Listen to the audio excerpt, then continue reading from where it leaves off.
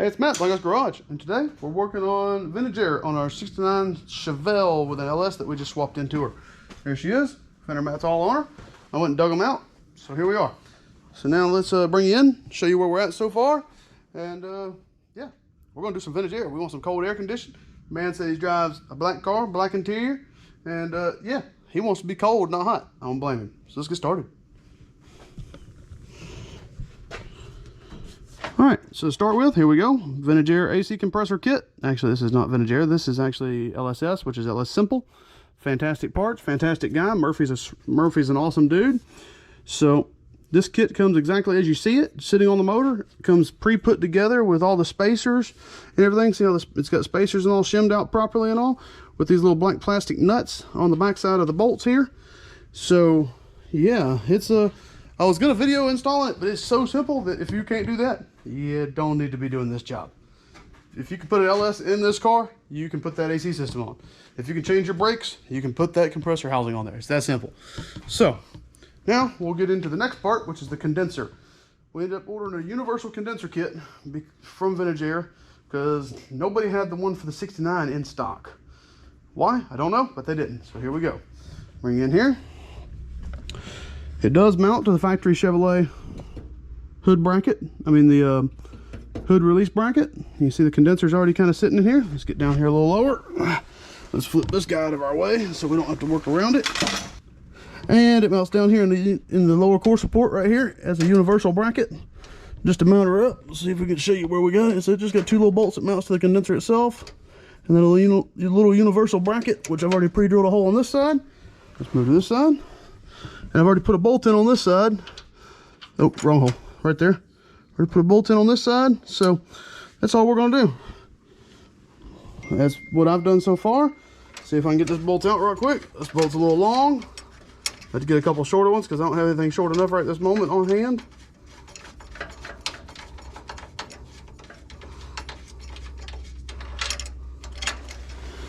All right, let's see if we can show you here. Yeah, there you go. You can see, all right, and there you go, bolts out. We put a nutsert in, bolted up with these cute little LS 10mm headed bolts. We're gonna get something about half the length of that. So, I don't know, 15mm long, ½ inch, something like that, give or take. And put this thing back together. So now, all we got left to do, which I'll bring you in for, is we're gonna have to drill this one over here, one size larger, and then put a nutsert in. So let's get started. All right, now let's use one of my favorite tools in the shop, the riv nut gun or the nutsert tool or whatever you want to call it. I'm gonna drill this hole right here, one size bigger. Well, about 15 sizes bigger actually. Just get it right there. There she is. Gonna drill it out to that size right there. Let's do it. All right, so we've selected the size drill bit we want. Let's drill this hole big.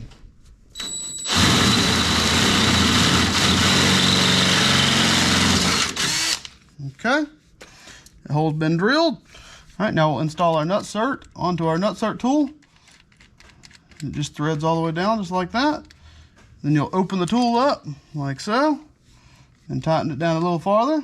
There you go. Now install the nutsert into the hole. Should be a very decently tight fit, and give her a squeeze. Just like so. Tighten the back of it up. Squeeze it.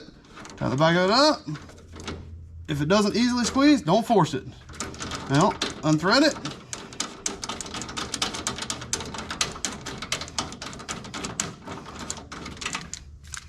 And there's your perfect hole to put a bolt in. Just like so. Look at that. No nut, no pliers, no tools needed for that part right there. Get a drill and the nutsert gun. All right, we got our thread insert put in, our nutsert, or whatever you want to call it, riv nut. Now our condenser is ready to be mounted. We'll pull it out and mount the dryer assembly to it and all that good stuff, and go from there. All right, got our condenser out. We back the car off because I'm going to run up to the store. Here we go. We're working on mounting the dryer assembly and the Vintage Air hardline. So here's the deal. When you take these caps off, there should always be positive pressure or negative pressure within the thing. Stay up there. Listen.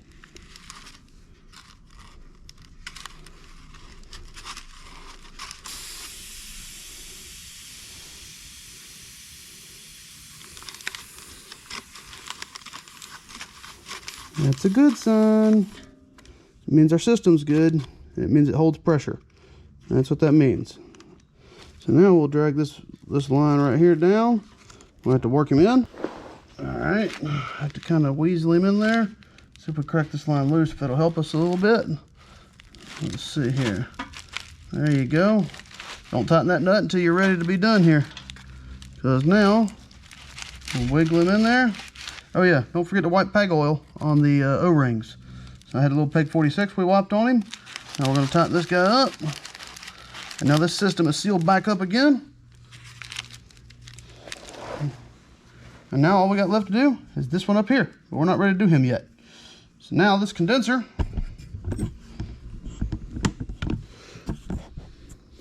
Alright, now minus tightening up these fittings completely, this condenser is ready to go in the car. This is what it'll look like.